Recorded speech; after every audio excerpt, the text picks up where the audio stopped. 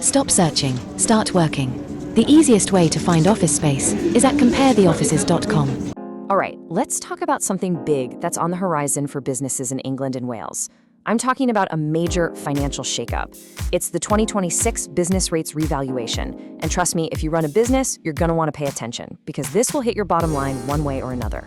So, naturally, the big question is, how is this actually going to affect your business rates? Is your bill going up? Down? Well, that's exactly what we're here to figure out. Over the next few minutes, we're going to break down what's happening, what it means for you, and most importantly, what you can do to get ready. And to really get a sense of the scale here, just look at this number. We're talking a potential increase of almost 94%. Now that's for some warehouses in London's Park Royal, and it's their rateable value we're talking about. That's the number your tax bill is based on. So yeah, this is not some tiny adjustment. We're going to see some real winners and, frankly, some big losers. Look, it's really important to get this straight. This is not just your typical inflation-based price hike. No, this is a whole different beast. It's basically a massive redistribution of the tax burden across all businesses. It's like hitting the reset button, trying to line up what you pay with what your property is actually worth on the rental market today. So what exactly is this revaluation? Well, every 3 years, there's a government agency, you might have heard of them, the Valuation Office Agency, or VOA for short, and their job is to go through and revalue every single commercial property. The whole point is to try and keep the system fair by making sure the tax you pay actually reflects what's happening out there in the real property market. Okay, to really get a grip on how your final bill gets calculated, we need to cut through some of the official jargon. Don't worry, it's not as complicated as it sounds. It really just boils down to 2 key ideas. Once you get these, the rest of it will make a whole lot more sense. So first up, let's talk about rateable value, or RV. This is the absolute foundation of the whole system. Think of it as the VOA's best guess of what your property would rent for on the open market on one specific day. But, and this is super important, this is not the bill you pay, it's just the starting point, the number they use to do the math. Now, the timing on this is a little tricky, but it's really key to understand. So the VOA basically took a snapshot of all rental values way back on April 1st, 2024. That's called the Antecedent Valuation Date. But, and here's the kicker, you don't actually feel the sting or the benefit until 2 years later, on April 1st, 2026. That's when these new values kick in and start being used to calculate your bills. So, okay, that's the theory. But what does this actually look like in the real world? Well, let me tell you, this revaluation is not a one-size-fits-all situation, not by a long shot. The market's been wild over the last few years, right? Some sectors have boomed, others have struggled, and you're about to see that reflected in these new rates. I mean, just take a look at these numbers. It's pretty wild. The industrial and logistics sector, it's on fire. We're seeing potential RV jumps of over 46% in the Midlands and that absolutely massive 94% in Park Royal.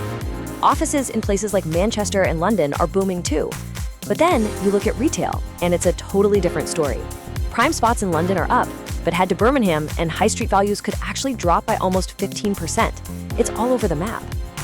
This is where things get really interesting, especially for retail.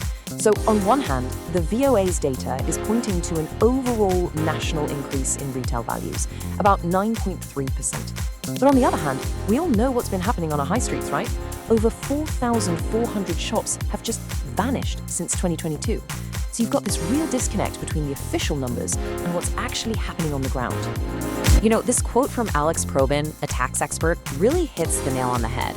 He's basically saying, hey, this 9.3% rise, it just doesn't feel right. It doesn't seem to line up with the weak rental market that so many high streets are dealing with. And that's fueling this idea that maybe, just maybe, some of these properties are being overvalued. And it's the same story with offices. Let's take London, for example. You might hear an average number, like a 13% increase in rateable values. But that's just an average. The reality is that the impact is going to be wildly different depending on where you are. A prime spot in Soho is a totally different world from another submarket. It really proves the old saying, location, location, location. Okay, so it's pretty clear the stakes are high. This is a big deal, but here's the good news. You are not powerless here. You don't have to just sit back and wait for a nasty surprise in the mail. There is absolutely a playbook for this, and I'm gonna give you 3 crucial steps you need to take, like right now. All right, step 1, get your paperwork in order. I'm talking about your leases, any recent rent reviews. This stuff is your evidence. Step 2, go online and check the VOA's records for your property. Seriously, do it. You'd be amazed how often there are simple mistakes, like the wrong floor area, that can cost you a fortune. And step 3, start crunching the numbers. Model out what these changes could mean for your bottom line and get it into your budget now. No surprises, right? Okay, so what happens if you do all that, you've done your homework, and then on April 1st, 2026, the new valuation lands, and you just think, no way, that's wrong? Well, you don't have to just accept it. There are formal options, and there's a clear process you can follow to challenge it. It's what's known as the check, challenge, appeal process. It's pretty straightforward. First, you check. That's where you formally ask the VOA to just double-check the facts they've used. If you still don't agree after that, you move on to the challenge. This is where you submit all your evidence and make your case. And if all else fails, you can appeal to an independent valuation tribunal. They get the final say. Okay, lean in for this one, because this is probably the most important takeaway of this whole explainer. It could save you money right now. You can't challenge the 2026 valuation just yet, but, and this is the crucial part, you still have time to challenge your current 2023 valuation.